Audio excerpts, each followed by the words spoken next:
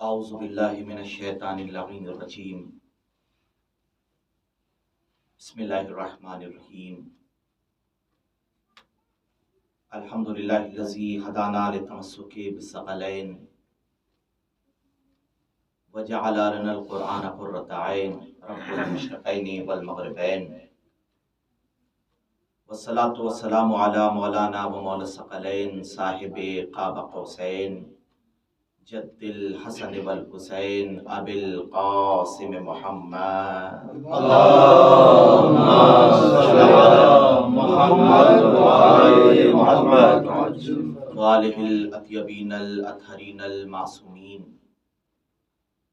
اما بعد فقد قال اللہ تبارک و تعالی فی کتابہ المحکم وخطابہ المستحکم وقولہ الاحکم بسم اللہ الرحمن الرحیم ادعو الی سبیل ربک بالحکمت والموعظۃ الحسنۃ وجادلہم باللتی ہی احسن صلوات اللهم صل على محمد وعلى محمد. سامعین محترم، لگاتار آپ کے سامنے گفتگو جاری و ساری ہے۔ پروردگار عالم نے اپنے رسول کو جو ہدایت کے طریقے بتائیں، اپنے راستے پہ بلانے کا طریقہ، یعنی اتنا بھی اختیار رسول کو نہیں ہے کہ وہ طریقے بھی خود سے منتخب کرے۔ ادعو الی سبیل ربک بالحکمت، اے میرے رسول اپنے رب کے راستے کی طرف بلائیے حکمت کے ذریعے۔ حکمت کے اندر وہ تمام چیزیں آتی ہیں کہ جن کے ذریعے سے ایسا ماحول کریٹ کرنا، ایسے حالات بنانا ذہنی طور پر، اخلاق کے ذریعے، کردار کے ذریعے، کہ زبان کی ضرورت نہ پڑے، ایسے حالات پیدا کیجیے کہ لوگ خود بخود آپ کی طرف اٹریکٹ ہونے لگیں، آپ سے جڑنے لگیں۔ یہی وجہ ہے کہ رسول نے 40 سال تک کردار کا کلمہ پڑھوایا، رسول نے اخلاق کا کلمہ پڑھوایا،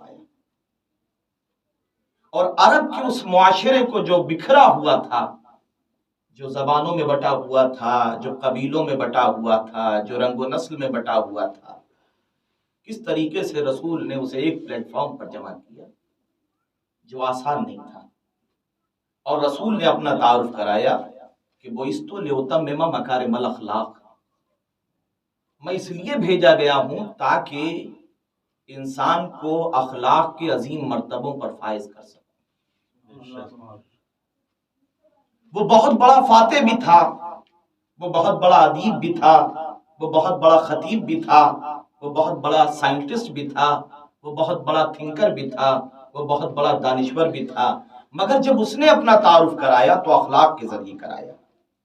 یہ نہیں کہا کہ میں دنیا کا سب سے بڑا فاتح ہوں، یہ نہیں کہا کہ میں دنیا کا سب سے بڑا ادیب ہوں، یہ نہیں کہا کہ میں دنیا کا سب سے بڑا خطیب ہوں۔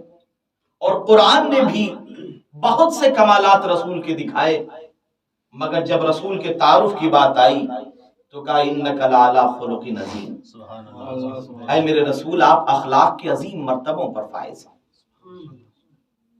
اور رسول نے اپنے اخلاق و کردار کے ذریعے دنیا میں وہ اثر چھوڑا ہے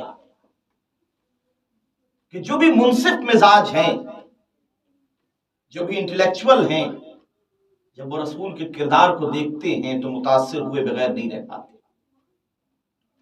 ہم نے دنیا میں بڑی بڑی شخصیتوں کو دیکھا ہے جو بڑے بڑے عہدوں پر پہنچے، بہت بڑے بڑے منصبوں پر پہنچے، مگر منصب پہ پہنچنے کے بعد ان کے دل میں یہ خواہش تھی کہ جس منصب پہ ہم پہنچے کوئی اور پہنچنے نہ پائے۔ بڑی توجہ کیجیے، جس منصب پر ہم ہیں، جس عہدے پر ہم ہیں، کوئی اور نہ آنے پائے۔ اٹلی کا پرائم منسٹر مسولینی، اس نے ایک رائٹر سے کہا کہ میں شیر ہوں، میں شیر ہوں، اور اس نے کہا یہ بات کسی کو بتانا نہیں، اس لیے کہ یہ بات اگر عام ہو گئی تو سب شیر بننے لگیں گے۔ بڑی توجہ کیجیے، میں نہیں چاہتا کہ کوئی اور میرے علاوہ شیر بنے،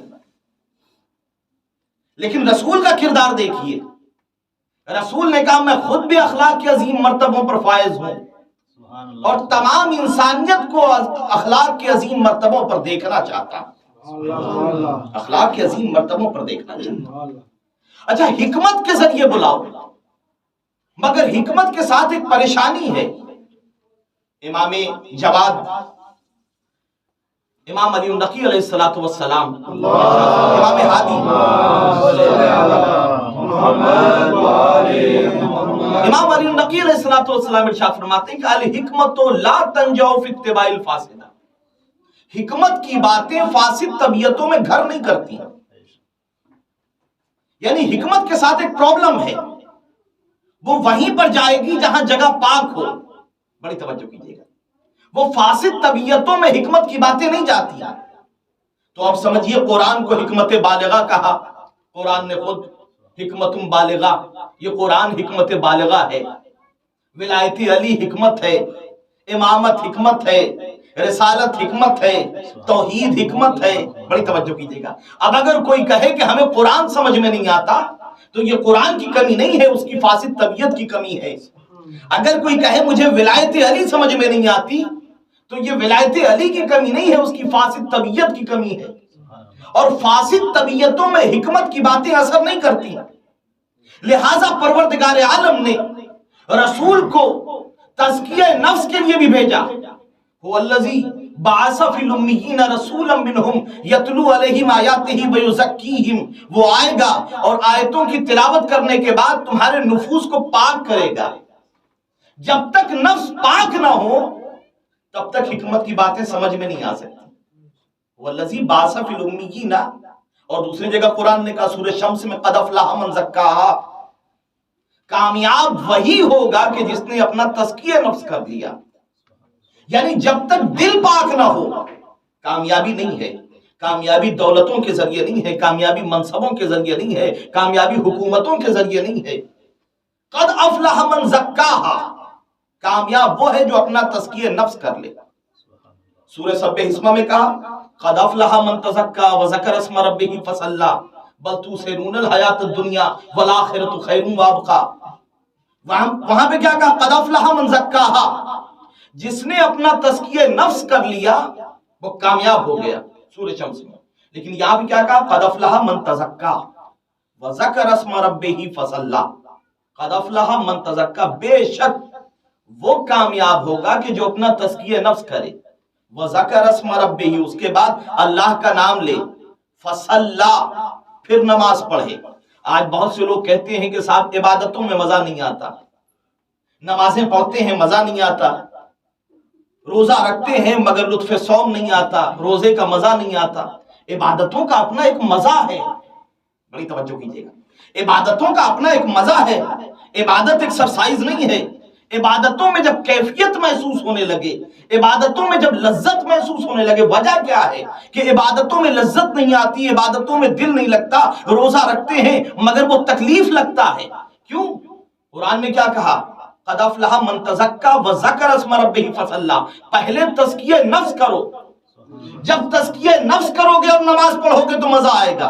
ایک چھوٹی سی مثال دے دوں، مثال کے طور پر ہمارے ایک دوست، انہیں بھوک لگی، مپوٹو کے بہت اچھے ریسٹورنٹ میں لے کے ہم انہیں گئے، وہ کھانا سامنے آیا، ہم ایک سے ایک ڈشز آرڈر کرتے جا رہے ہیں، وہ کہہ رہے ہیں کہ صاحب مزہ نہیں آ رہا ہے، اچھا نہیں لگ رہا ہے، یہ کڑوا لگ رہا ہے، وہ کڑوا لگ رہا ہے۔ ہم نے کہا پریشانی کیا ہے؟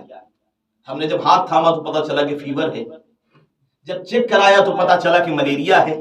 کھانے میں کوئی کمی نہیں تھی مگر ہر ڈش کڑوی لگ رہی تھی۔ بڑی توجہ کیجیے گا، اس لیے کہ بدن کے اندر پیراسائٹ بیٹھے ہوئے تھے۔ بڑی توجہ کیجیے گا، بدن کے اندر پیراسائٹ بیٹھے ہوئے تھے، لہٰذا ہر کھانا کڑوا لگ رہا تھا۔ بالکل اسی طریقے سے سمجھ لیجئے کہ اگر ہمارا نفس پاک نہیں ہے تو نمازوں میں مزہ نہیں آئے گا، روزوں میں مزہ نہیں آئے گا، حج و زکات میں مزہ نہیں آئے گا۔ صلوات پڑھیں محمد وآل محمد۔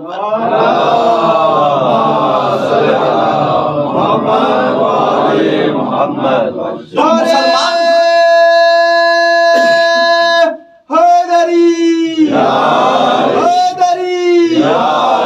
محمد وآل محمد بلند الصلوات.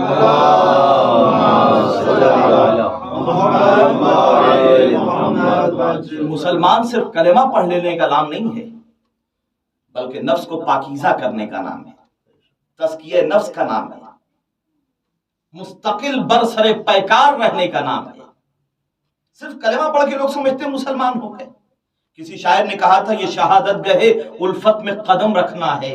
لوگ آسان سمجھتے ہیں مسلمان ہونا، آسان نہیں ہے مسلمان ہونا.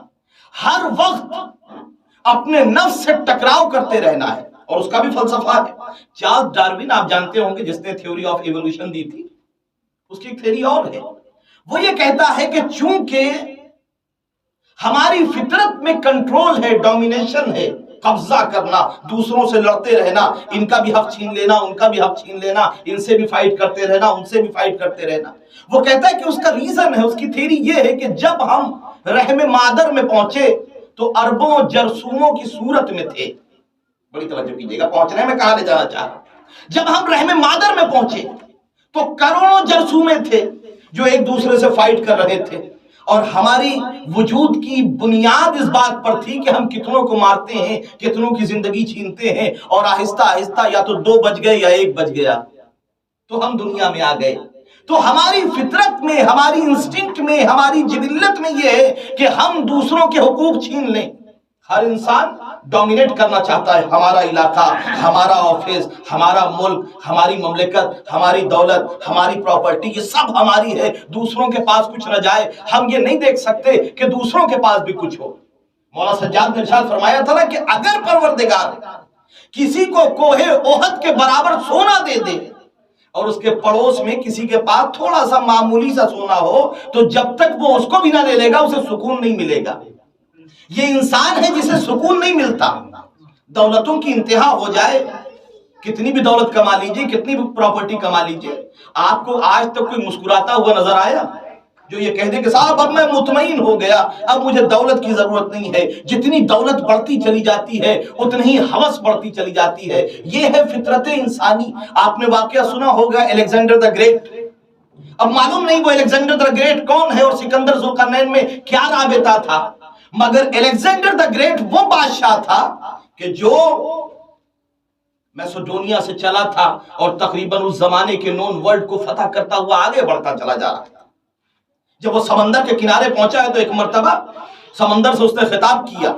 اب حکایتیں کبھی کبھی ہوتی ہیں سمجھانے کے لیے، یا ممکن ہے وہ اللہ کا بندہ وہ سکندر ذوالقرنین ہو کہ جب بولتا ہو تو جمادات اور جواہرات گفتگو کرتے ہوں. اس نے کہا ہے سمندر تو ہماری زمین پر ہمارے زمام اختیار میں بہتا ہے، ہم سب سے ٹیکس لیتے ہیں تو اس سے بھی ٹیکس لیں گے. سمندر سے آواز آئی کہ ٹھیک ہے سکندر جاؤ، کل ایک ہیومن اسکل لے کے آنا، ایک کھوپڑی لے کے آنا، ہم اپنا خراج اپنا ٹیکس تمہیں دیں گے. دوسرے دن سکندر پہنچ گیا سمندر کے کنارے ہیومن اسکل لے کے. ایک لہر آئی، خزانہ آیا کا بھر لو.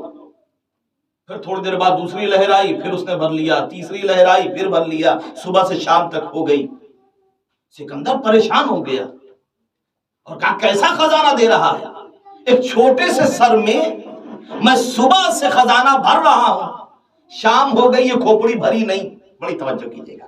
سمندر سے آواز آئی سکندر تجھے اب بھی سمجھ میں نہیں آیا، یہ انسانی کھوپڑی ہے، اسے جتنا بھی مل جائے بس نہیں ہوتا. صلوات پڑھے محمد وآل محمد پر.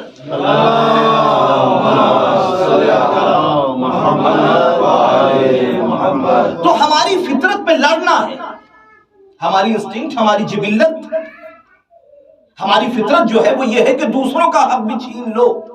لڑنا ہماری فطرت میں ہے، دوسروں کے حق پہ قبضہ کرنا ہماری فطرت میں ہے. قدرت نے بڑا اچھا اصول نکالا. قدرت نے کہا تم لڑنا چاہتے ہو نا، تم لڑنا چاہتے ہو، تم فائٹ کرنا چاہتے ہو، تو ہم بہترین چیز تمہیں دے رہے ہیں. آدھا عدوک نفسک التی بین جنبیک. تمہارا سب سے بڑا دشمن جو یہ ہے وہ وہی ہے جو تمہارے دل کے اندر بیٹھا ہوا ہے. جو تمہارے دونوں پہلوؤں کے درمیان بیٹھا ہے، تمہارا خود کا نفس. اگر لڑنا چاہتے ہو تو اپنے نفس سے ٹکراؤ کرو، اپنے نفس سے لڑو. اور یاد رکھیے باہر کے دشمن کو مارنا آسان ہے، اندر کے دشمن کو مارنا آسان نہیں ہے. آدھا ایک نفس الذی بین جنبیک، یہ جو تمہارا سب سے بڑا دشمن ہے نا، جو سب سے بڑا دشمن ہے وہ تمہارا خود کا نفس ہے. ہم دنیا میں کوشش تو کرتے ہیں نظام پھیلانے کی، سسٹم پھیلانے کی، ہم یہ چاہتے ہیں کہ سب ڈسپلین ہو جائے، مگر کبھی ہم اپنے اندر جھانک کے دیکھتے ہیں کہ ہم کتنے ڈسپلین ہیں. ہر کے دل میں تمنا ہے کہ جو ہم چاہیں وہ ہو، لیکن کبھی ہم نے اپنے اندر جھانک کے دیکھا؟ ہر انسان کے دل میں یہ تمنا ہے کہ ہر جگہ ہمارا قبضہ ہو، ہماری گفتگو چلے، ہمارا بیان چلے، ہم جو کہہ دیں وہ ہو جائے. اور یہ صرف اور صرف دل کی تمنا ہے. اور یہی وجہ ہے کہ آپ یہ دیکھیے، جب معاویہ نے امام حسن سے صلح کی ہے تو عراق میں گیا، اور عراق میں جانے کے بعد جو اس نے منبر پہ آ کے خطبہ دیا ہے، اس نے کہا کہ نہیں، تم جو کچھ کرنا چاہتے ہو کرو، جیسے کرتے تھے ویسے کرو، ہمیں اس سے کوئی مطلب نہیں ہے. ہم بس یہ چاہتے تھے کہ تمہارے اوپر حکومت کریں، بس اس کو ہم نے حاصل کر لیا. اب ہمیں تم سے کوئی لینا دینا نہیں، کوئی مطلب نہیں ہے. ہم نے ہدایت کے لیے تم پہ حکومت نہیں، میرا مقصد تھا، میرا دل تھا کہ ہم تم پر حکومت کریں، لہٰذا ہم نے تم پر قبضہ کر لیا. تو انسان یہ چاہتا ہے کہ سب قبضہ کر لیں. آسان نہیں ہوتا خود کے اوپر اسلامی نظام کو قائم کرنا. جنرل ضیاء الحق جب امام خمینی انقلاب لائے تو امام خمینی کی خدمت میں گیا، اور جانے کے بعد بڑی تعریفیں کرنے لگا کہ صاحب کیا بات ہے، کیا کمال کی بات ہے، آپ نے پوری مملکت کو، پورے اسلام، پورے مملکت، پورے ملک کو آپ نے اسلامی رنگ میں رنگ دیا. ہم بھی یہ چاہتے ہیں کہ ہمارے ملک میں بھی نظام مصطفیٰ آ جائے، نظام اسلام آ جائے. بڑی توجہ کیجیے. امام خمینی بڑی دیر تک سنتے رہے، دیکھتے رہے. اس کے بعد کہا یہ بتا کہ تیرے ملک کا رقبہ کتنا ہوگا؟ اس نے کہا لاکھوں کلومیٹر میں رقبہ ہے ہمارے ملک کا. کہا تیرا کیا ارادہ ہے کہ وہاں نظام اسلام قائم کرے گا؟ کہاں نظام اسلام ہے. اور کہا تیرا رقبہ کیا ہے؟ بڑی توجہ کیجیے، تیرا رقبہ کیا ہے؟ اس نے کہا میرا رقبہ کیا ہوگا؟ میکسیمم 6 فٹ، 6 فٹ کا آدمی ہو، 6/2. امام خمینی نے کہا کہ اپنے اتنے بڑے جسم پر تو اسلامی نظام قائم کر نہ پایا، اتنی بڑی مملکت پہ کہاں سے قائم کرے گا؟ صلوات پڑھے محمد وآل محمد پر.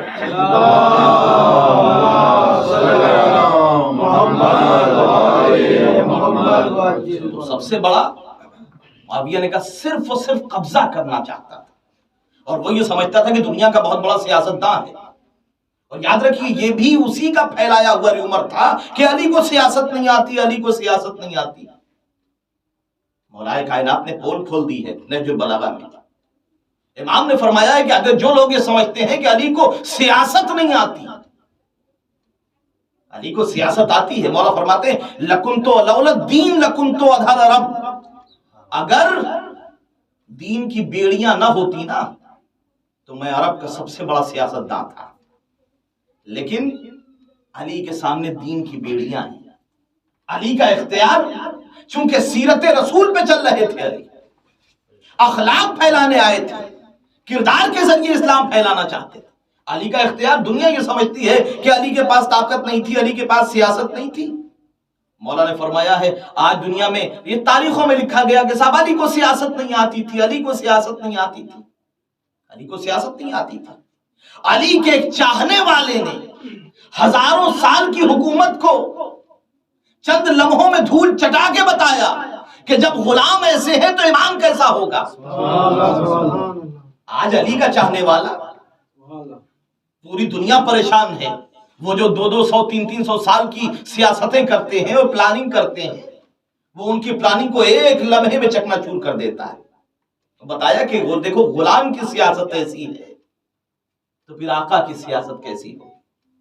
علی اگر اختیار اپنا حاصل کرنا چاہتے، علی اگر اختیار دکھانا چاہتے، تاریخ لکھتی ہے کہ جنگ صفین کے بعد مولا کائنات اپنا لشکر تیار کر رہے ہیں.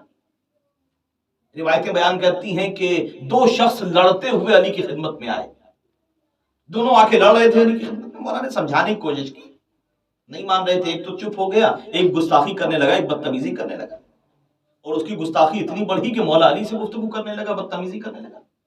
تاریخ یہ لکھتی ہے کہ علی کے چہرے پہ جلال آیا, اور جلال آنے کے بعد ایک مرتبہ علی نے کہا اخسا یا عدو اللہ, اے دشمن خدا اپنی اصل صورت میں آ جا. بڑی توجہ کیجیے, اے دشمن خدا اپنی اصل صورت میں آ جا. تاریخ لکھتی ہے تھوڑی دیر نہ گزری تھی, چشم زدن میں لوگوں نے کیا دیکھا, کتا بن گیا.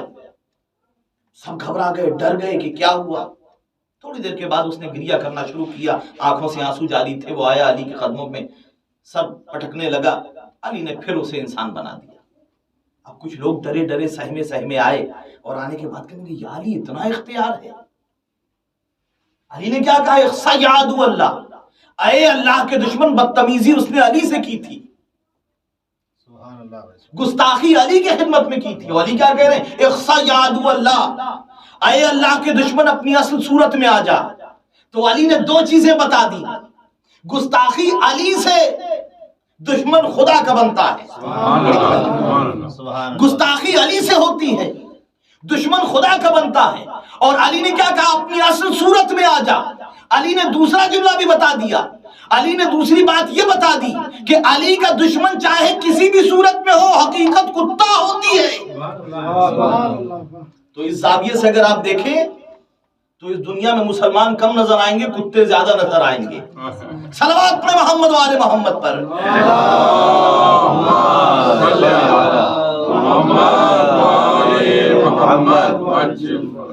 ہم لوگ ڈرے ڈرے سہمے سہمے آئے گا, یا علی اختیار اتنا ہے. جب آپ سب کچھ کر سکتے ہیں تو پھر یہ جنگ کس لیے, یہ گھوڑوں کی خریداری, یہ لشکر تیار کرنا, اور یہ صفین کی تیاری, آپ کو کیا ضرورت ہے. علی کا جملہ سنیے گا, مولا نے مسکرا کے کہا قسم خدا کی, اس ذات پاک کی جس کے قبضہ قدرت میں ساری خدائی ہے, علی ابن ابی طالب کی جان ہے. آج اگر علی ابن ابی طالب اپنے پاؤں کو زمین پہ ٹھوکر دے, معاویہ وہاں اپنے تخت سے گرے گا. آج علی ابن ابی طالب اگر اپنے پاؤں کو یہاں پر زمین پر ٹھوکر دے تو معاویہ اپنے تخت سے وہاں گرے گا. یہ امتحان ہمارے لیے نہیں ہے, تمہارے لیے ہے. یہ امتحان ہمارے لیے نہیں ہے, تمہارے لیے ہے. تو اگر علی چاہتے تو اختیار کے ذریعے حکومتیں حاصل کر سکتے تھے, مگر علی نے کردار وہی اپنایا جو رسول والا کردار, وہی کردار اپنایا. ہے کوئی کائنات میں ایسا جو علی پر کوئی تنقید کر سکے, علی کے کردار پہ تنقید کر سکے, علی کی شخصیت پہ تنقید کر سکے؟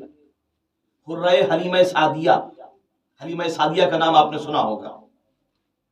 یہ وہ ہے کہ روایتیں بتاتی ہیں کہ رسول کو جو لے کے گئی تھی اور رسول کو بچپن میں پالا تھا حلیمہ سعدیہ نے, ان کی بیٹی ہیں, علی کی چاہنے والی ہیں, فضیلتیں بیان کرتی ہیں علی کی. بہت واقعات ہیں حرہ کے. حجاج ابن یوسف ثقفی کے دربار میں آنکھوں میں آنکھیں ڈال کے حرہ مولائے کائنات کی فضیلتیں بیان کر رہی ہیں کہ آدم افضل ہیں کہ علی افضل ہیں, نوح افضل ہیں کہ علی افضل ہیں. آج گفتگو ہوتی ہے نا کہ صاحب انبیاء سے آگے بڑھا دیتے ہیں. حرہ حلیمہ سعدیہ نے حجاج ابن یوسف ثقفی کے دربار میں آنکھوں میں آنکھیں ڈال کے علی کی فضیلتیں بیان کی ہیں. کہ تو کیا سمجھتا ہے حجاج, میں علی کو وہ آیا تھا, وہ الزام یہ پیش کر رہا تھا کہ میں نے سنا ہے کہ تم علی کو دوسرے صحابہ پہ فضیلت دیتی ہو. حرہ حلیمہ سعدیہ نے کہا کہ صحابہ کی کیا حیثیت ہے کہ میں علی کو ان پر فضیلت دوں, یا میں یہ ان پر علی کو فضیلت دیتی ہوں. میں تو علی کو انبیاء سے بہتر مانتی ہوں, میں آدم سے بہتر مانتی ہوں, میں نوح سے بہتر مانتی ہوں, میں ابراہیم سے بہتر مانتی ہوں, میں موسیٰ سے بہتر مانتی ہوں, میں عیسیٰ سے بہتر مانتی ہوں. وہ استدلال آپ سنتے رہتے ہوں. یہی حرہ حلیمہ سعدیہ, جملہ سنیے گا, علی کا دور حکومت کیسا دور حکومت تھا. معاویہ کی بڑی تمنا تھی حاکم شام کی کہ حرہ حلیمہ سعدیہ ہمارے دربار میں آئے, لیکن کبھی نہیں گئی. ایک مرتبہ حاکم شام بھی حج پہ جا رہا تھا, حرہ بھی حج پہ جا رہی تھی. کہیں سے پتا چلا کہ کہیں آمنا سامنا ہو گیا کہ صاحب فلاں لشکر میں, فلاں قافلے میں حرہ بھی جا رہی ہے. معاویہ نے کہا کہ بھائی جاؤ, اور جا کے ہم تو ملاقات کرنا چاہتے تھے. ملنا چاہتے تھے, آج تک ملاقات نہیں ہوئی, انہیں بلاؤ ذرا سا ہمارے پاس. ہرکارا گیا اور جانے کے بعد کہا کہ بھئی آپ کو حاکم شام نے بلایا ہے, جملہ سنیں گے. حرہ نے کیا جواب دیا کہ میں علی کی کنیز ہوں, میں درباروں میں نہیں جاتی, جسے ضرورت ہو وہ میرے دروازے پر آئے. بڑی توجہ کیجیے, سائل وہ ہے, سوال وہ کر رہا ہے, ملنے کی تمنا مجھے نہیں ہے, اس کو ہے. اس سے کہو ہمارے دروازے پر آئے, ہمارے خیمے میں آئے. وہ گئے اور جا کے بتایا کہ صاحب بڑی بگڑیل عورت ہے. وہ تو بھڑک گئی اور کہنے لگی کہ نہیں, ہم نہیں آئیں گے, بلا کے لاؤ اس کو. حاکم شام نے کہا اچھا, تمنا بہت ہے ملنے کی, سنتے ہیں کہ علی کے فضائل بہت بیان کرتی ہے, چلو دیکھتے ہیں, ملتے ہیں. آیا, آنے کے بعد دیکھیے کس طریقے کی اسٹریٹجی استعمال کی جاتی تھی. آیا, سلام کیا, اور اس کے بعد اس نے کہا کہ حرہ تم یہ پھٹے حال خیموں میں کیوں بیٹھی ہوئی ہو؟ بڑی توجہ کیجیے. ارے ہمارے پاس ایک سے ایک قیمتی خیمے ہیں, اگر بتا دیا ہوتا تو لگوا دیتے خیمے. اس نے کہا جب میرا مولا ٹاٹ کے بوریے پہ بیٹھ سکتا ہے تو کنیز کی کیا حیثیت ہے کہ محلوں میں رہے. روایتیں بیان کرتی ہیں کہ اس نے کہا کہ تھوڑی دیر گفتگو ہوتی رہی اور اس نے ایک سوال کیا, حرہ یہ بتاؤ علی کو کیسا پایا؟ جملہ سنیے گا قسم خدا کی, یہ ہیں علی کے چاہنے والے, ان کے دلوں میں علی کی محبت ہے. کہ حرہ یہ بتا علی کو کیسا پایا؟ دشمن کی آنکھوں میں آنکھیں ڈال کے حرہ کہتی ہے حاکم شام سن, اگر میں علی کی فضیلتیں بیان کرنا شروع کروں نا تو موسم حج نکل جائے گا, نہ میں حج کر پاؤں گی نہ تو حج کر پائے گا, اور علی کی فضیلت تمام نہیں ہوگی. بڑی توجہ کیجیے گا, بس اتنا سن لے, ایک جملہ کہا ہے حرہ نے, بس اتنا سمجھ لے, علی جیسے حکومت ملنے کے پہلے تھے ویسے ہی حکومت ملنے کے بعد تھے. نعرہ حیدری, محمد وآل محمد بلند تر صلوات.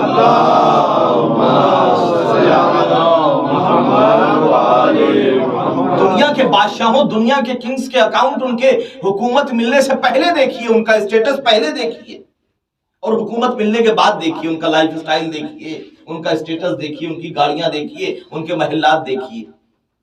یہ پبلک کے پیسے سے جب دولت آتی ہے نا تو بڑے بڑے فقیروں کے, چائے بیچنے والوں کے مزاج بدل جاتے ہیں.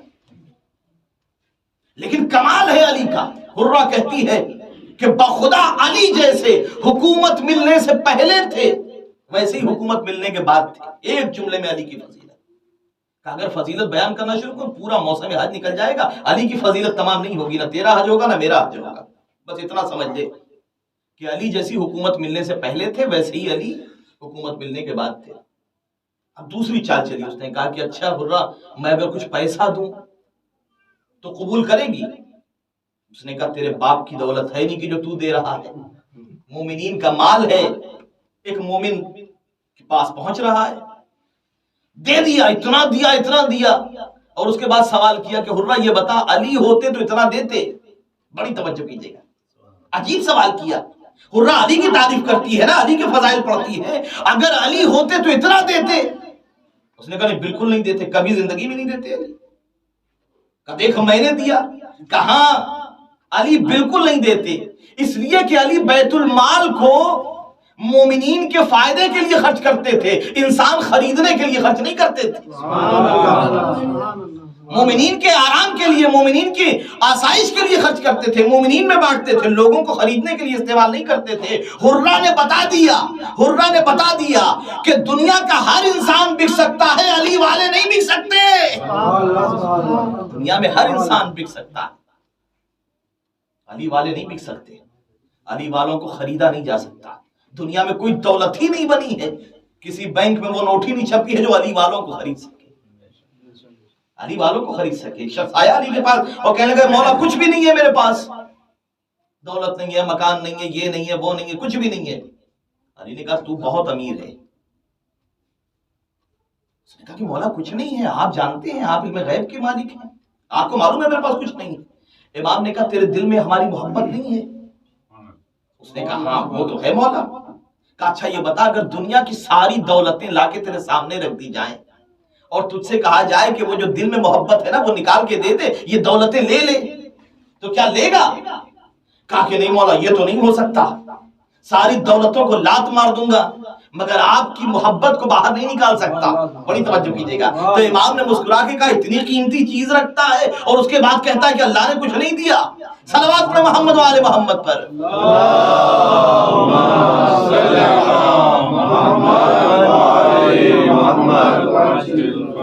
علی کی محبت،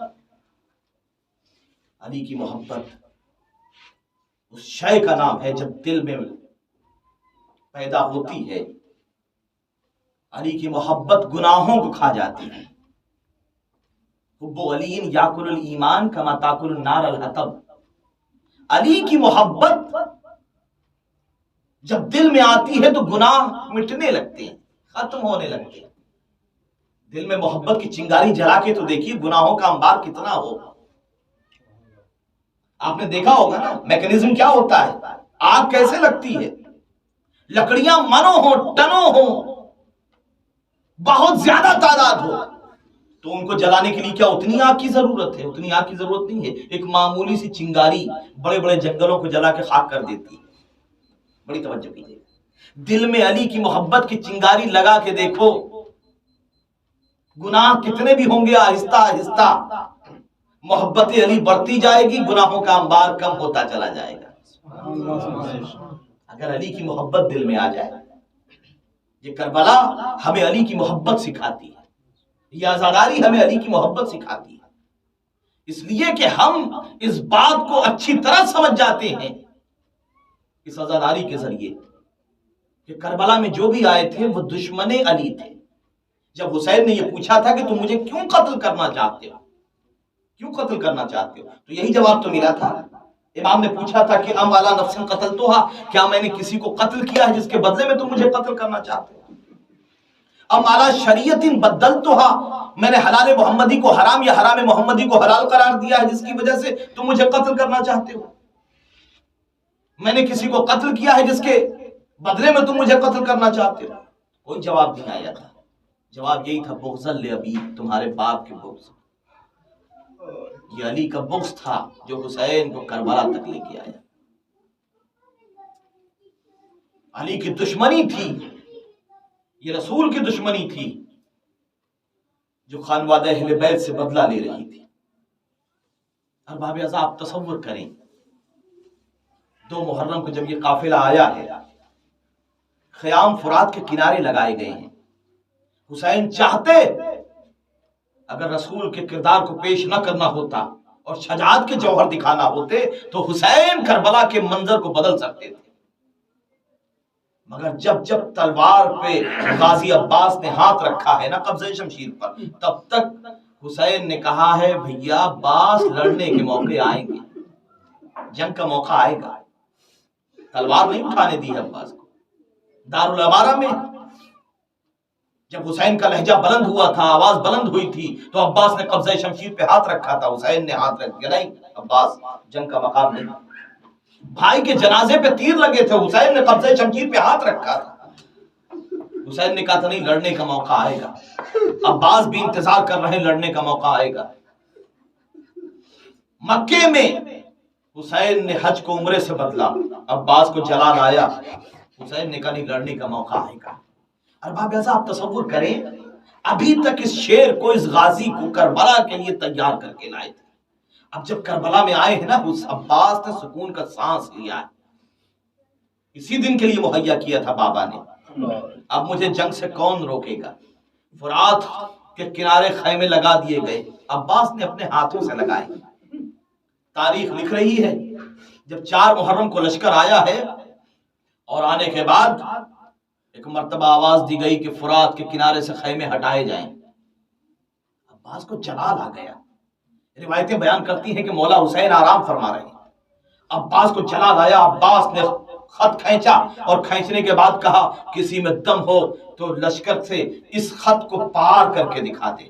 ہزاروں کا لشکر غازی نے اپنی نگاہوں پہ روک رکھا ہے. ایک مرتبہ غازی کہتے ہیں میرا حسین میرا آقا بھی آرام کر رہا ہے اور میں ان کی نیند میں مخل نہیں ہونا چاہتا، وہیں رکو جب تک حسین نہ جاگ جائیں، فیصلہ حسین کے جاگنے کے بعد ہوگا۔ تاریخ لکھتی ہے حسین واقعی آرام کر رہے تھے، ایک مرتبہ جب آوازیں بلند ہوئی نا حسین بیدار ہوئے، حسین نے دیکھا کہ عباس بپھر گئے ہیں، ایک مرتبہ زینب کی خدمت میں آئے، ہاتھوں کو جوڑ کے کہتے بہن آج میرا ایک کام کر دو، بہن آج مجھ پر ایک احسان کر دو۔ زینب کھڑی ہو گئی، ہاتھوں کو تھاما، گلے سے ہاتھوں کو تھاما، چوما اور چومنے کے بعد حسین کو گلے سے لگایا، میرے بھیا ایسا نہ کہیے، آپ حکم فرمائیے کیا کام ہے۔ ایک مرتبہ حسین کہتے ہیں آج میرا شیر بپھر گیا ہے، آج میرا شیر بپھر گیا ہے، دارالعمارہ میں نے روکا لڑنے کا وقت آئے گا، مکے میں روکا لڑنے کا وقت آئے گا، آج میں عباس کو روک نہیں پاؤں گا۔ اور باب ازاد تاریخ لکھتی ہے ایک مرتبہ زینب نے کہا بھیا آپ چپ چاپ سے بیٹھ جائیے، عباس کو میں سنبھالتی ہوں۔